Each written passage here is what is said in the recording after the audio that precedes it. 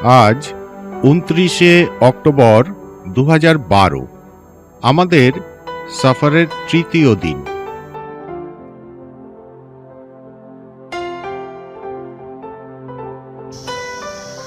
এখন সকাল 11টা বাজে।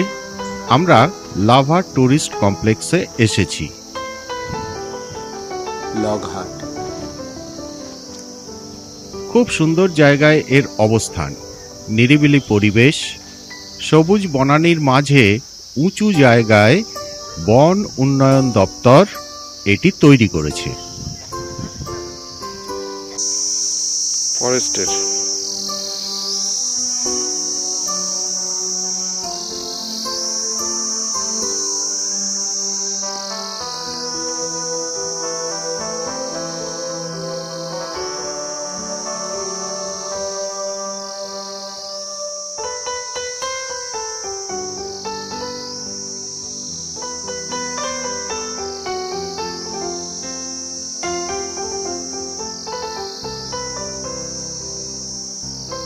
এখানে একতলা এই বনবাংলোটা বেশ পুরানো। তেমন আধুনিক না হলেও অবস্থান গুণে কিন্তু অনন্য। এছাড়াও এখানে দুটি লগ হাট ও কয়েকটি সুন্দর কটেজ আছে।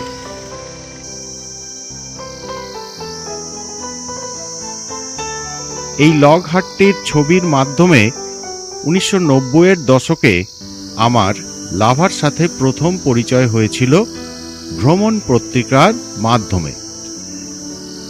তখন সদ্য তৈরি হওয়া এই হাটের ছবিটা আমাকে মুগ্ধ করে দিয়েছিল। এখন রং চটে এর সৌন্দর্য অনেকটাই কমে গেছে, তবুও এটি দেখে আমি বেশ একটা স্মৃতি মেদুরতায় ভুগছি। ছবিতে পরিচয় হলেও মনে হচ্ছে এক পুরনো বন্ধুর দেখা পেয়েছি।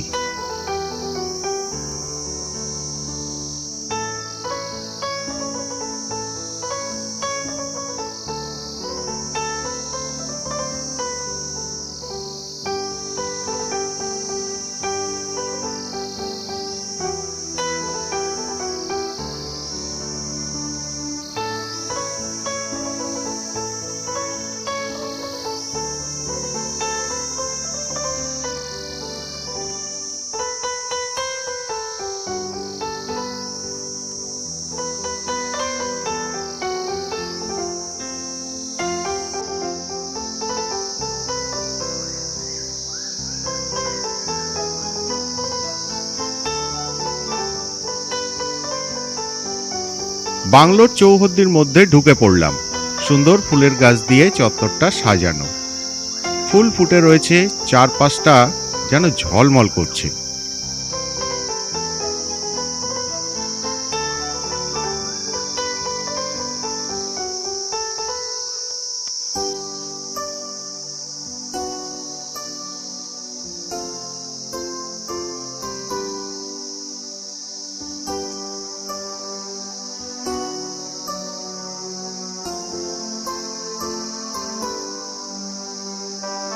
সামনেই তুষারমৌলি হিমালয়ের চমৎকার দৃশ্য।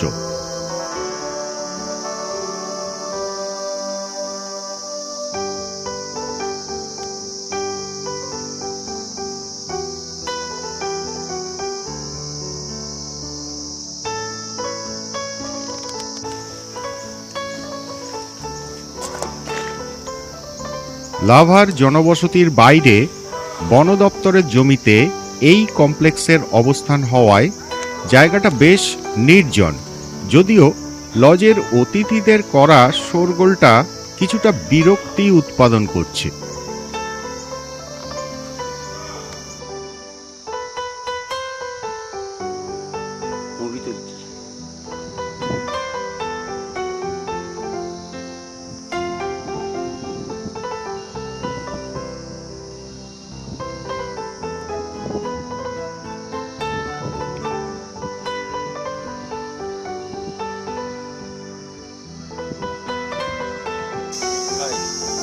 দেবাংশু এখানে একটা জঙ্গল পথের দিকে যাচ্ছে, যেটা এখান থেকে রিসপে চলে গিয়েছে। দূরত্ব 4 কিলোমিটার। এই পথে নাকি অসাধারণ দৃশ্য দেখা যায়, এমনকি একটা দড়ির তৈরি পথও পড়ে। অবশ্য আমরা কিন্তু ওই পথে যাব না।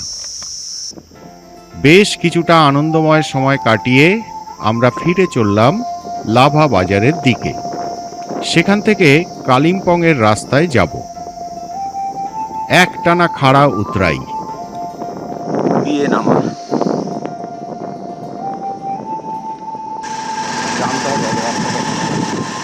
তানহাটে ঘোরার তো প্রচুর জায়গা আছে ওখানে।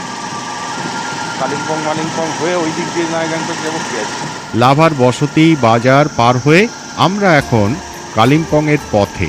যদিও এখন আমরা কালিম্পং যাব না, আশপাশটা ঘুরে দেখাই আমাদের উদ্দেশ্য। বনজঙ্গলের মধ্য দিয়ে সুন্দর রাস্তাটা উপভোগ করতে করতে ধীরে চলেছি আমরা। এই দিককার রাস্তাটা ভালো দেখেছিস? হ্যাঁ, অনেক চওড়া, ভালো সুন্দর রাস্তা। এটাই মেন রুট লাভা আসার। এটা লাভা থেকে কালিম্পং যাওয়ার রাস্তা। হ্যাঁ, আগে তো এই রাস্তাটাইতেই আসতো, গরুবাথানের রাস্তাটা পরে। কিছুটা উপরে উঠে এলাম। চারদিকটা উন্মুক্ত হয়ে আসছে। বাহ, ফাইন, দারুণ তো, দারুণ না? হ্যাঁ, ফাঁকা হয়ে গেছে কিছু। কালিম্পং 31। আলগাড়া থেকে আমাদের রাস্তা আলাদা যাবে। এই কালকে কালিম্পংয়ে থেকে আসবে। এখানে দাঁড়িয়ে পড়তেই হলো। এটা একটা সুন্দর ভিউ পয়েন্ট। কালিম্পংয়ের পথে 1 কিলোমিটার পথ যাওয়ার পর নিচে লাভার দৃশ্য।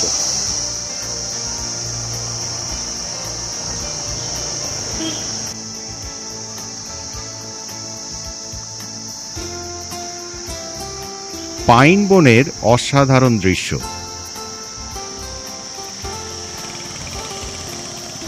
লাভার বসতিটা ছোট্ট। গণ্ডি ছেড়ে একটু বেরোলেই মন ভালো করে দেওয়া প্রকৃতির মাঝে চলে আসা যায়।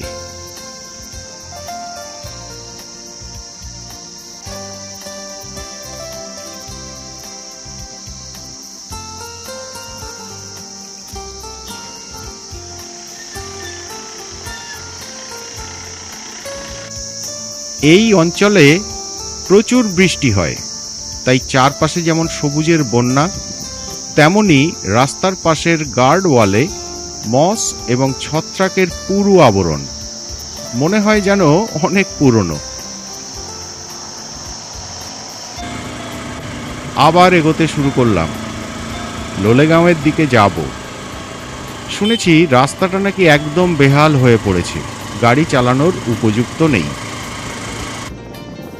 ঢুকে পড়েছি লোলেগাঁওয়ের রাস্তায়। যেমন সরু তেমনই খারাপ অবস্থা। এটাই লাভা থেকে লোলেগাঁও যাওয়ার রাস্তা। আমরা অবশ্য লোলেগাঁও যাচ্ছি না।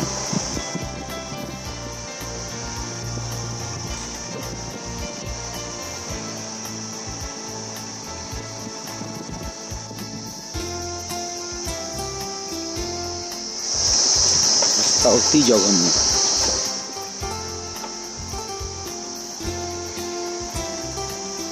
সত্যিই এই রাস্তায় 2 চাকার বাহন নিয়ে এগোনো কঠিন।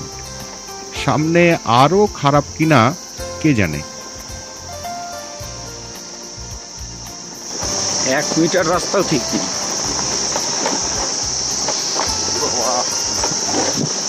ফিরে চলো, ফিরে চলো। পথের ধারে ছোট ছোট ফুল।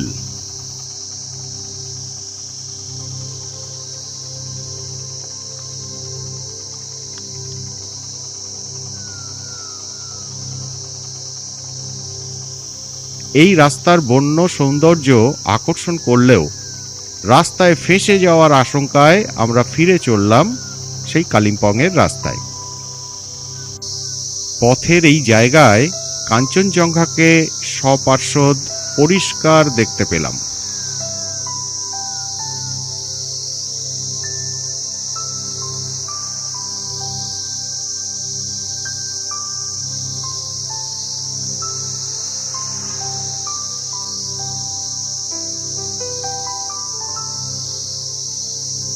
কাঞ্চনজঙ্ঘার মূল শিখরগুলি এখান থেকেও একই সরলরেখায় দেখায় বলে তাদের আলাদা করে চেনা যায় না।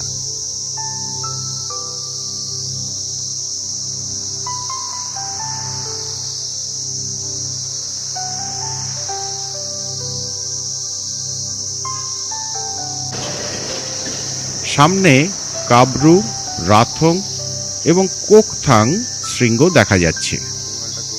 পিছনে কাঞ্চনজঙ্ঘার পশ্চিম অর্থাৎ আমাদের সাপেক্ষে বাঁ পাশে কাংবাচেন ও জানু শিখর সুন্দরভাবে দেখা যাচ্ছে।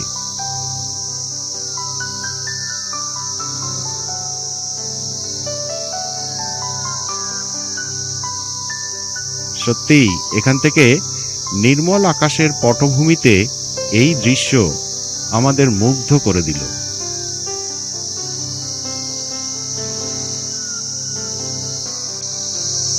আমাদের বাহন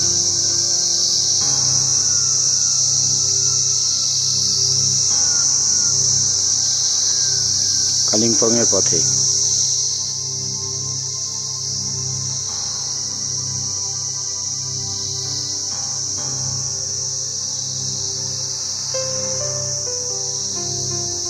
একদম রাস্তা থেকেই এই দৃশ্য আমাদের সামনে। ধীরে না চললে আর একটু খেয়াল না করলে হয়তো না দেখেই চলে যেতাম। চমৎকার দেখাচ্ছে। আবার পথ চলা। বাবা জার্কিং এ তো লোকে বুঝতে পারবে রাস্তা কিরাম। রাস্তার অবস্থা সত্যি বেশ খারাপ। একেবারে ধীরে চলতে হচ্ছে। ঝকঝকে রোদ্দুর থাকলেও গাছপালায় ছাওয়া এই পথে হালকা ঠান্ডা পরিবেশ উপভোগ করতে করতে চলেছি। একটু এগোনোর পর রাস্তার বাঁকে একটা বসতি দেখে থামলাম।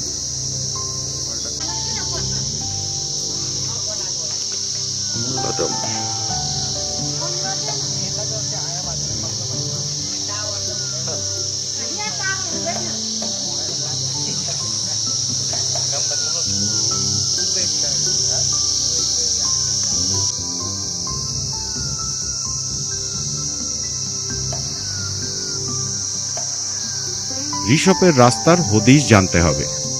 শুনলাম সামনেই একটা রাস্তা ডান দিকে আলাদা হয়ে গেছে। ওই রাস্তা বরাবর এগোলে কিলোমিটার 4 গিয়ে পৌঁছানো যাবে ঋষভ। তবে ওরা বলল রাস্তা খারাপ। রাস্তাটা লেগে যাচ্ছে বাঁকটা ঘুরতে গিয়ে। হ্যাঁ, না রে ভাই, পারবো না, এতখানি রিস্ক নিয়ে যাবো না। রাস্তা খারাপ মানে ওই যে ভাঙা আছে রাস্তা।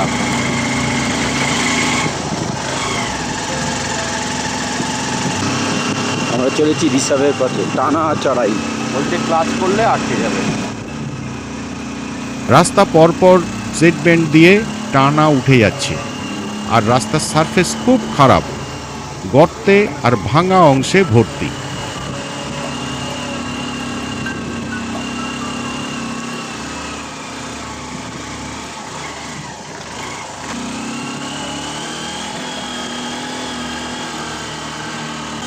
ফার্স্ট গিয়ারে উঠতে হচ্ছে। বেশি খারাপ অংশে দেবাংশু কিন্তু ছবি তুলতে পারছে না।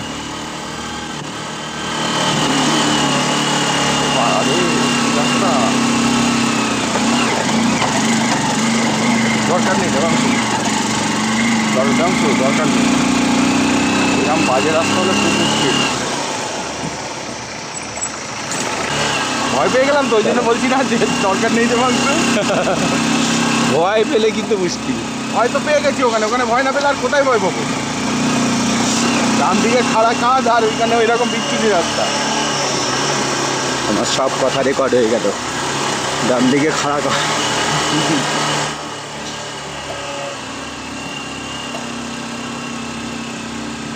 টানা ফার্স্ট গিয়ারে চালানোর জন্য বাহন একেবারে আর্তনাদ করছে।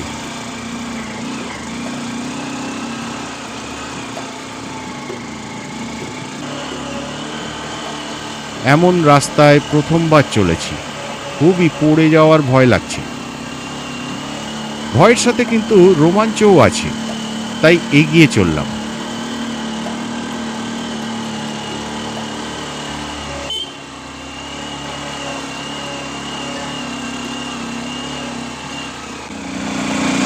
করে উঠলে এই রাস্তা না দম কেলিয়ে যাবে পুরো, হ্যাঁ। তাতে উঠতে হচ্ছে বাইকে। এরপর তুমি সান্দাকপুর রাস্তায় যেতে পারবে। সান্দাকপুর রাস্তার সার্ভিস থাকলে তো পারতাম, সার্ভিস নেই তো।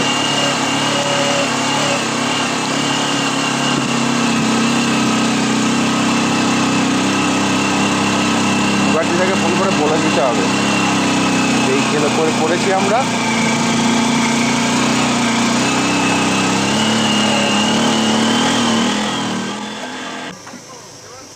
হ্যাঁ, এগোতে থাকো তুমি, আমিও এগোচ্ছি।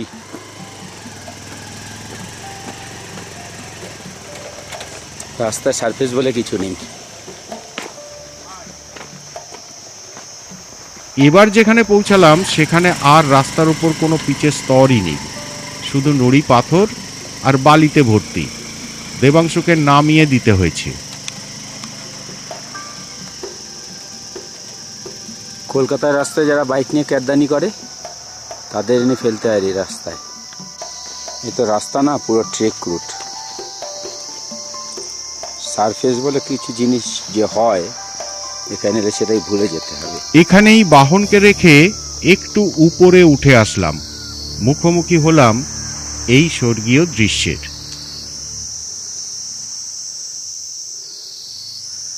এত দূরে সেই দৃশ্য থেকে মনে হচ্ছে না কষ্ট সার্থক। এটা হলো ঋষভের কাঞ্চনজঙ্ঘা ভিউ পয়েন্ট। এখান থেকে ডান দিকে সামান্য এগোলেই ঋষভ গ্রাম, কিন্তু বাহন চালিয়ে ওই রাস্তায় যাওয়ার ঝুঁকি নিতে মন চাইছে না। নরসিংহ থেকে কাঞ্চনজঙ্ঘা হয়ে পুরো রেঞ্জটা এখান থেকে দেখা যাচ্ছে। এই সুন্দর দৃশ্য আমাদের পিপাসা মিটিয়ে দিচ্ছে। আমরা যথেষ্ট তৃপ্ত। পাকা হয়নি এখন। বাহ,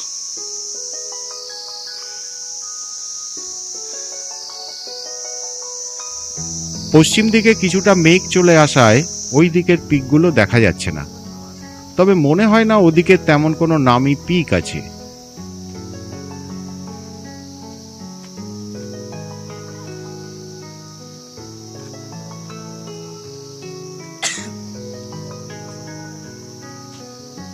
এই কাঞ্চনজঙ্ঘা শ্রেণীর পরেই নামি পিক হলো মা কালু। তবে এখান থেকে মা কালু দেখা যায় কিনা আমার ঠিক জানা নেই।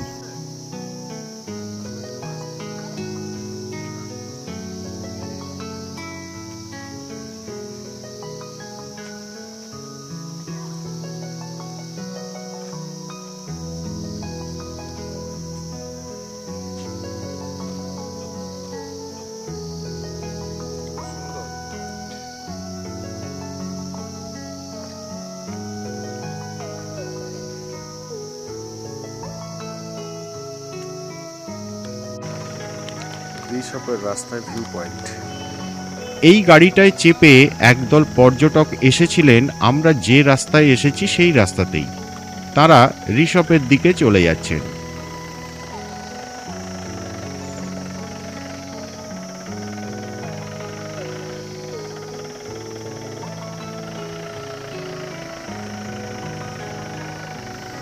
সামনে পরপর সবুজ পাহাড়ের ঢেউ, তাতে বেশিরভাগ জায়গাতেই জঙ্গল।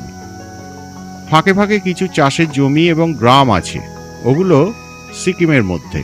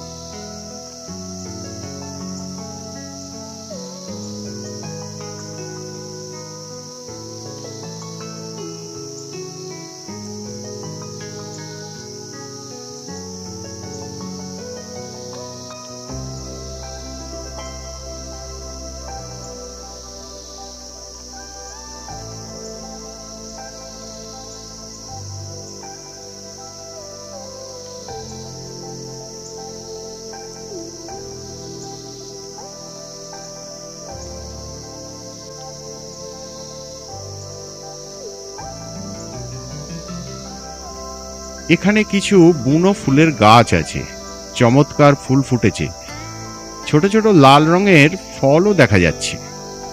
সবকিছু মিলিয়ে আমাদের এখানে আসাটা সার্থক হয়েছে।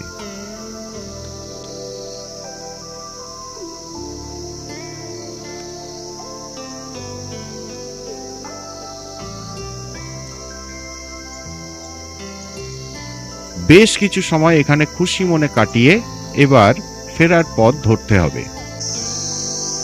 এরকম রাস্তায় বাইক চালানো সম্ভব না।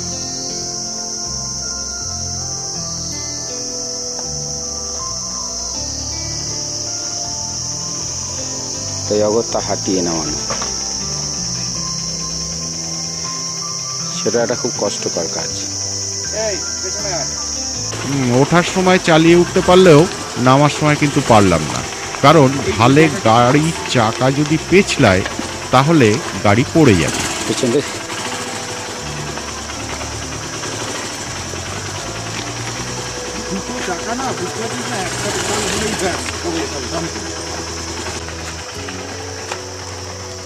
এবার চালিয়ে যাওয়া যাবে।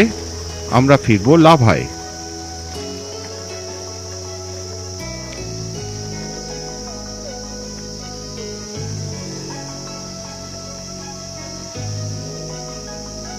আপাতত এখানেই ইতি।